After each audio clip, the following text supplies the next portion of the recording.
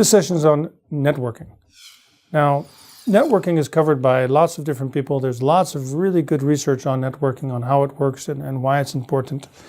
We all are connected to LinkedIn and to Facebook. This is actually an image of my LinkedIn network. LinkedIn can actually do that for you if you ask it to. You can see the different colors or different nodes. And in fact, in my life, because I'm a professor, those often correspond to people of the same class, MBA students who want to connect with me, who are, of course, connected to each other. My oldest friends are actually the nodes, outlying in the network all by themselves because, of course, they're only connected to me and to maybe some to themselves.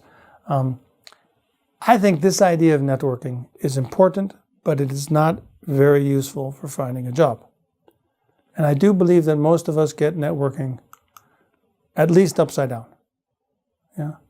Because we think about our network, we think about the people we know, the people who are connected to us as networking, and I think it's exactly the opposite. The issue is if we do want to find a job in a certain space, certain industry, in a certain place, in a country or a city, there is already a network of the people in that space. They know each other. They know each other well. They trust each other, and they've been working with or against each other for many years. The issue is not about your network, it's about their network. We have these industry events at the IAC Business School, we get everybody from the consumer, fast-moving consumer goods business in Spain together. They fit in a classroom. The CEOs and the senior executives of the top 10 or 15 companies of any group, and they come together all the time at different events, in different meetings, and they know one another very, very well. The issue is, how do we get to be part of that network? Not, can we get them to accept us on LinkedIn? Now, one way I know about talking about this is to refer to a cartoon character from a video game that my children used to play many years ago. The character is called Fox McCloud, or Star Fox. And there's a moment in time when Fox McCloud has to go save Dinosaur Planet from the evil dinosaurs who are breaking it up, and he's working for the nice dinosaurs against the bad dinosaurs. It's a very nice story. Anyway, Fox McCloud is a little guy. He's a fox, so he's not very tall. And he has to get into the dinosaur fortress. And as he runs around the dinosaur fortress, the laser beams blow him up, and these big dinosaurs bash his head down with clubs. And you can't really make too much progress until you find the dinosaur disguise program in the game. So then the little guy becomes disguised as a dinosaur, and he can run around the fortress, find the key, which finds the secret, to find the princess, to unleash the thing, and to save the world. Yeah.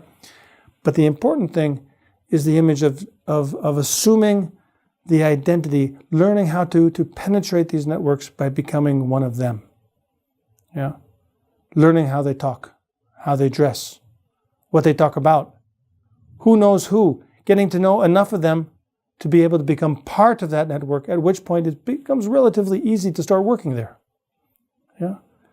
This has to do with how people call for help when they're trying to find a job. And I'm sure all of you have had this experience where a friend has called up and said, "Hey, I need a job. I love your company. Can you help?" And everybody I know has always said, "Thanks so much for calling. I don't think we're hiring right now, but if you send me your CV, I'll see what I can do." We always say the same thing, more or less, and we don't really mean it. What we're saying is, forget about it. We're saying, send me your CV just to be nice. We'll forward it to human resources, who will put it in a file someplace, or perhaps not even. It just doesn't work. Or maybe you know somebody who knows somebody, so you can get an interview. And the interviewer doesn't really want to meet you. They don't really need you. They're just being nice, and they're not really interested in what you're trying to say. So you've gone through all this effort, you've used a lot of favors, and in fact, it's probably not going to go anywhere. None of this is very helpful. What I do find very helpful and very compelling is to find people that you may know, or people who know people who you know, and ask them for advice. If you call up someone and say, hey, you know so much about this.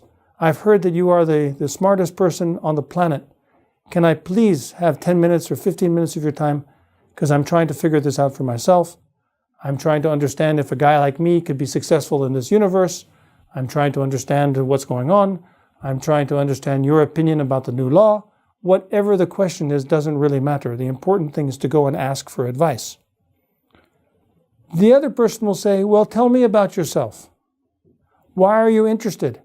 What's your focus? What's your interest in this? Where are you trying to go with this?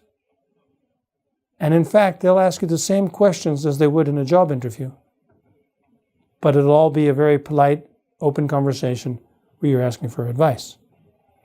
If they do need someone like you, they might say so. They might say, hey, are you in a hurry? Could you meet my colleague? Which would be great.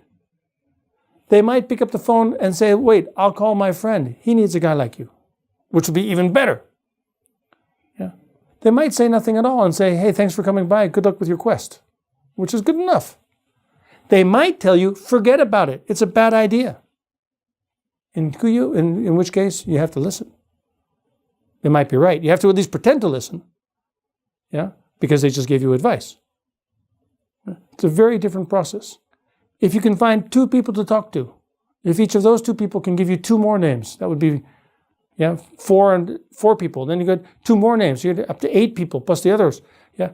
If you do this systematically over 3 to 6 months, you will find yourself talking to many of the people in the network you're trying to penetrate. And when they're all looking for people to help them do the stuff they have to do, they don't call human resources first, they call each other. And if you've met enough of them, somebody will say, hey, if you need a guy to do that, a young person came to see me a couple of weeks ago and they seemed very turned on. They had done all their homework. They had lots of passion for this. And I think you should talk to them. Their name was, I don't know, something. And then you're done. This is what I call active networking. Try it. It works.